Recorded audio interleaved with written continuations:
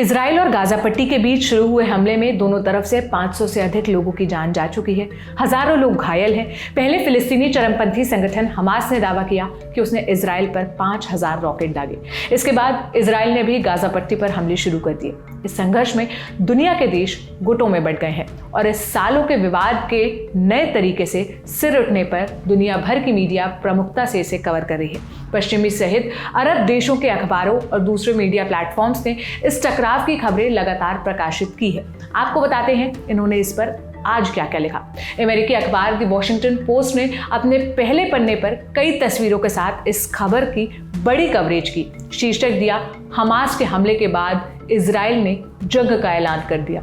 अखबार ने लिखा कि इस्लामिक चरमपंथी समूह हमास ने जमीन, समुद्र और हवाई तीनों तरीके से इजराइल पर हमला किया। इजरायली नागरिक इस संघर्ष के आदी हो चुके हैं, लेकिन उन्होंने ऐसे दिन का अनुभव नहीं किया होगा। अखबार ने अमेरिकी राष्ट्रपति जो बाइडेन का भी बयान छापा, जिसमें कहा गया कि अमेरिका इजराइल के साथ खड़ा है। राष्ट्रपति बाइडेन ने कहा कि उन्होंने इजरायली प्रधानमंत्री बेंजामिन नेतन्याहू के साथ फोन पर बात की और कहा कि इजराइल को अपनी और अपने लोगों की आत्मरक्षा का पूरा अधिकार है। अखबार ने इस तनाव को लेकर अमेरिकी खुफिया एजेंसी CIA की बैठक का भी जिक्र किया।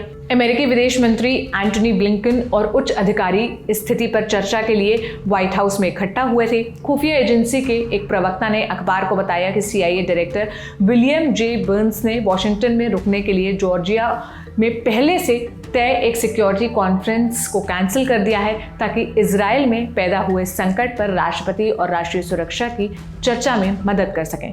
वहीं ब्रिटिश अखबार द गार्डियन ने इजराइल और गाजा के बीच शुरू हुए इस संघर्ष को लेकर कई खबरें छापी, साथ ही इस विवाद का विश्लेषण भी किया और ऐतिहासिक घटनाक्रमों को भी जगह दी। अखबार ने एक लेख का शीर्षक दिया, 1973 के बाद इजराइल को मिली सबसे बड़ी चुनौती की कीमत आम लोग चुकाएंगे।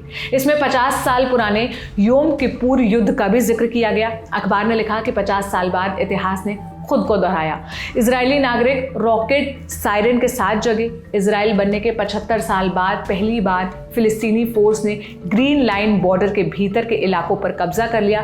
दर्जनों इजरायली नागरिकों को उनके घरों से बंधक बना लिया गया या उन्हें गाजा पट्टी पर लेकर चले गए। गार्डियन ने लिखा कि इस हवाई और जमीनी हमले की टाइमिंग ने इजरायलियों और फिलिस्तीनी दोनों को अचंभित कर दिया। इस हमले को इजराइल की खुफिया एजेंसियों की बड़ी असफलता बताई गई, जिन्हें अनुमान था कि हमास इस स्तर पर युद्ध नहीं छेड़ने वाला है, क्योंकि दोनों पक्ष हाल में कतर, मिस्र और संयुक्त राष्ट्र की मध्यस्थता में एक समझौते पर पहुंचे थे। अखबार ने लिखा कि अब ऐसा लगता है कि गाजा के लोग, जो पिछले 16 सालों में 4 युद्ध देख चुके हैं, इसकी भारी कीमत चुका सकते हैं। कनाडा के अखबार टोरंटो सन ने भी गाजा के हमलों पर कई खबरें छापी। अखबार ने अपने एक लेख में लिखा कि गाजा की शांति चुनने, चीजों में बदलाव के लिए आतंक को खारिज करने की जरूरत है।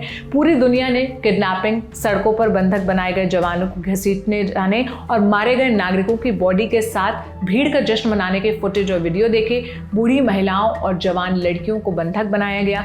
ये पूरी तरह से बर्बरता है। अखबार ने लिखा कि इस तरह की घटनाओं में दोनों तरफ से शांत रहने को नहीं कहा जा सकता, क्योंकि हमास ने सुनियोजित तरीके से यह हमला किया है, जिसके लिए महीनों से प्लानिंग की गई होगी, क्योंकि पूरे इजराइल में यहूदी शबात मना रहे थे।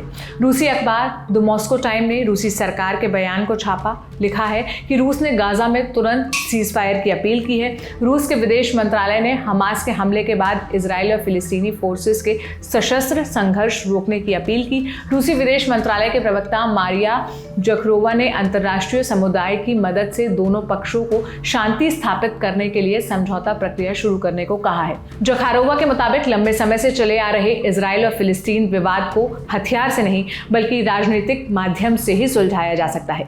रूस 1967 के बॉर्डर के आधार पर एक स्वतंत्र फिलिस्तीन राष्ट्र के गठन को लेकर अपने स्टैंड पर कायम है। इस तरह हांगकांग स्थित साउथ चाइना मॉर्निंग पोस्ट अखबार ने भी फिलिस्तीन राष्ट्र को लेकर चीन के स्टैंड का जिक्र किया। हालांकि अखबार ने चीन सरकार का बयान छापा है, इस पर तुरंत युद्ध विराम लगाना चाहिए, ऐसा कहा है। चीन के विदेश मंत्रालय ने कहा कि वो फिलिस्तीन और इजराइल के बीच तनाव और हिंसा बढ़ने से काफी चिंतित हैं। अंतर्राष्ट्रीय समुदाय को तुरंत कदम उठाना चाहिए ताकि दोनों पक्षों के बीच शांति बहाल हो सके। अखबार ने लिखा कि तनाव बढ़ने से चीन दुविधा की स्थिति में है, क्योंकि अमेरिका और उसके सहयोगियों के उलट मिडिल ईस्ट में अरब और इजराइल के साथ चीन के संबंध अच्छे हैं।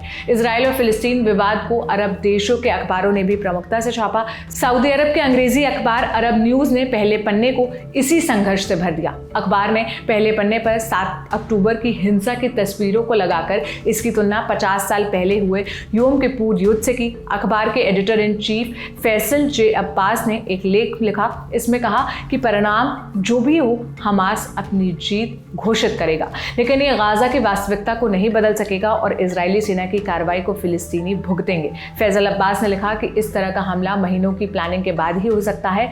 ये उसी तरह का हमला है जो फिलिस्तीनियों के अधिकारों को लगातार दबाए जाने के परिणाम के रूप में जताया जा रहा था। जो दावा कर रहे हैं कि हमला बिना उकसावे के किया गया है, वो गलत है। इजरायली सरकार की तरफ से लगातार की जा रही कार्रवाई की ये प्रतिक्रिया है, लेकिन नागरिकों की हत्या और किडनैपिंग को सही नहीं ठहराया जा सकता। उन्होंने सऊदी सरकार के बयान को दोहराते हुए लिखा कि अंतर्राष्ट्रीय समुदायों के 2 राष्ट्र के समाधान को लेकर शांति प्रक्रिया से आगे बढ़ना चाहिए।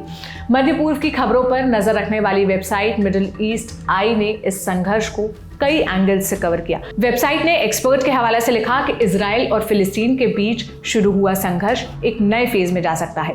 एक फिलिस्तीनी विश्लेषक आमिर मखौल ने बताया कि ये अप्रत्याशित और रणनीति के तहत किया गया हमला है, जिसे एक निश्चित अंत का अनुमान लगाना मुश्किल है। उन्होंने कहा कि अगर ये हमले रुक भी जाते हैं तो इसका प्रभाव लंबे वक्त तक रहेगा। एक और विश्लेषक हानी मसारी ने मिडिल ईस्ट आई को बताया कि इजराइल इस स्थिति का इस्तेमाल अपने आंतरिक संकट से ध्यान हटाने के लिए कर सकता है, जो नेतन्याहू सरकार के विवादित जुडिशियल रिफॉर्म प्लान के बाद शुरू हुआ था। उन्होंने कहा कि मौजूदा स्थिति कब्जे वाली गाजा पट्टी की खतरनाक आर्थिक वेस्ट बैंक और फिलिस्तीनी पर इजराइल के लगातार हमले का परिणाम है। वहीं ईरान के अखबार ईरान डेली ने टैंक पर चढ़े हमास चरमपंथियों की तस्वीर को पहले पन्ने पर जगह दी। साथ ही लिखा, धरती पर आखिरी कब्जे को खत्म करने की सबसे बड़ी लड़ाई। बहरहाल निश्चित रूप से ये विवाद तुरंत थमता तो नहीं दिख रहा है, क्योंकि समर्थन को लेकर देश पट गए हैं। पश्चिमी देशों ने इजराइल को सपोर्ट देने का वादा किया है, जबकि अधिकतर अरब देश हमास के हमले को जायज ठहराने की कोशिश कर रहे हैं। इस पूरे मामले पर दी लंदन टॉप की नजर बनी हुई है। जो भी अपडेट आएगा हम आप तक पहुंचाते रहेंगे। बाकी आपकी क्या राय है, आप क्या सोचते हैं, हमें कमेंट बॉक्स में बताइएगा। सारी जानकारी मेरे साथी साकेत ने जुटाई थी। मेरा नाम सोनल है। शुक्रिया।